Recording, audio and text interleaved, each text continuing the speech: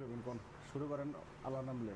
আশা ছিল ব্যবসা করে করব গাড়ি ভারী, আশা ছিল ব্যবসা করে করব গাড়ি বাড়ি, চাই আমি বাকি বেচা মাথায় পড়লো বাড়ি রে, মাথায় পড়লো বাড়ি।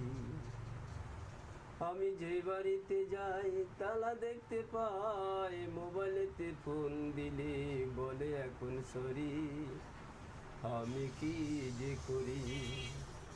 আশা ছিল ব্যবসা করে করব গাড়ি বাড়ি, চাই আমি বাকি বেচা মাথায় পড়লো বাড়ি রে, মাথায় পড়লো বাড়ি।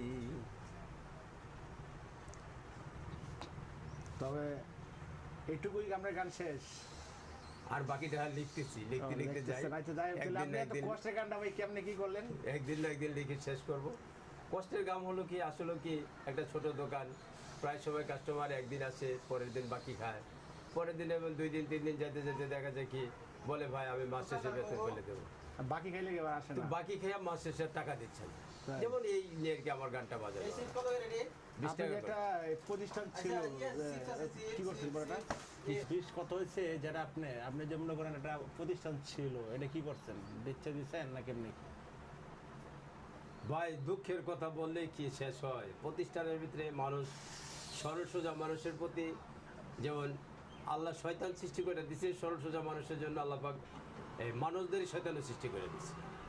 এই মানুষদেরই শয়তানগুলো ওই সরল সোজা মানুষগুলোর কি বোকাবাজি দিয়া, লোভ লালসা দিয়ে সেটা তারপরে যেরকম ধ্বংসের কাতারে নিয়ে পালায়, আমিও সেরকম এক দুষ্ট লোকের পালায় পড়া, এই শয়তানের পালায় পড়ে সেটা দুষ্ট লোক আমাকে বুঝে টুঝে দিয়া আমার একটা ধ্বংসের পথে নিয়ে পালাইছে। আজকে আমি সেই পথ থেকে সরে এসে এখন বর্তমানে এই পথে আমার জীবনযাপন করতেছি। এখন আমি বর্তমানে চা দোকান না। আচ্ছা, আপনি কয় লাখ টাকা লস খাইছেন? আনুমানিক 20-25 লাখ টাকার মতন। 20-25 লাখ টাকা। মানুষ এগুলো বিশ্বাস করলে যা হয়, হ্যাঁ মানুষকে বিশ্বাস করলে বিশ্বাস করলে অনেক ক্ষতি হয়। যাই হোক, ভালো থাকেন, সুস্থ থাকেন, আবার দেখা হবে অন্য সময়। ইনশাআল্লাহ।